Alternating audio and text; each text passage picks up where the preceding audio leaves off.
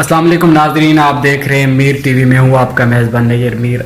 आज पाकिस्तान में बढ़ती महंगाई पे आज बात करते हैं। तो आज हमारे साथ आज के प्रोग्राम में हमारे साथ जुड़ चुके हैं साबिक़ वज़ीर आज़म सरदार अतीक अहमद ख़ान के कोऑर्डिनेटर सरदार शजर गुल। आइए इनसे जानते हैं। जी शजर साहब बताइएगा, पाकिस्तान में आई रोज़ बढ़ती महंगाई गरीब की कमर तोड़ दी गई है, आपका क्या कहना है इस पर? ये किधर जा रहा है पाकिस्तान, क्या कहना है आपका? जी शुक्रिया नैयर। सबसे पहले आपके व्यूअर्स को मेरी तरफ से अस्सलाम वालेकुम।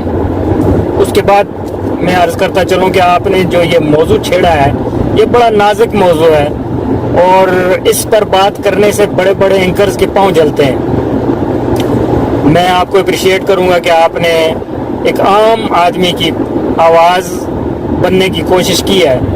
अब देखिए जी, इन सारी चीज़ों को, अब महंगाई जो है एक हिसाब की होती है कि चलो आटा अगर 50 रुपए किलो था, 60 रुपए किलो था, चलो 80 रुपए हो जाता, 90 रुपए हो जाता। अब इस वक्त जो है 140-45 का आटा चला गया है, जो एक बुनियादी ज़रूरत है हर इंसान की, खासकर गरीबों के लिए।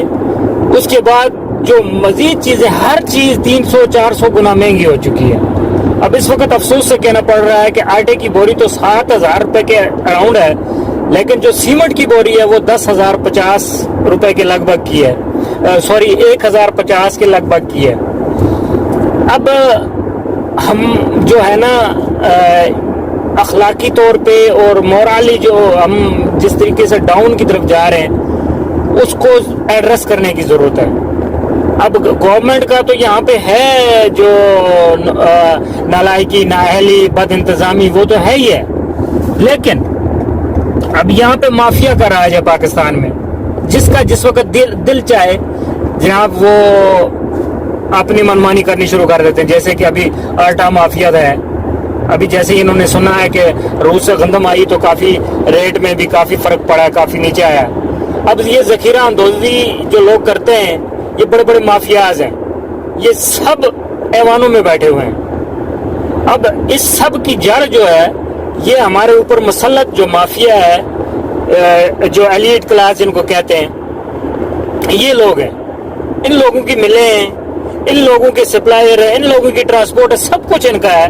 इनका जिस वक्त दिल चाहे किसी भी गवर्नमेंट को, किसी भी महकमे को, किसी भी सिलसिले को ये ब्लैकमेल करते हैं। वो ब्लैकमेल भी वो इसलिए तो नहीं करते, लेकिन वो खुद भी इसमें शामिल होते हैं, उनका हिस्सा शामिल होता है। बाज़ दफ़ा भत्ता कम ज़्यादा मिलता है, जिस वजह से जनाब ये, अब ये कोई देखने वाली बात है, समझने वाली बात है।